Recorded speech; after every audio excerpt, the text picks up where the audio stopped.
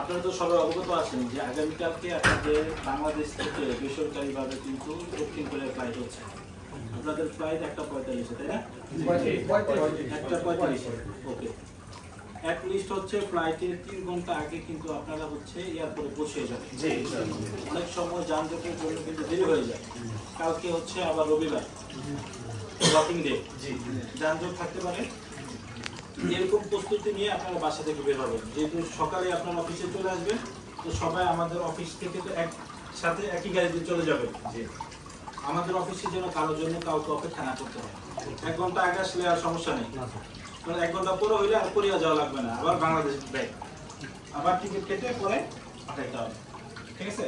তো যাকে যে সময় দেওয়া হয়েছে অফিস থেকে, উপযুক্ত সময়ের আধা ঘন্টা আগে চলে আসবেন, কিন্তু 1 মিনিটও দেরি করা যাবে না।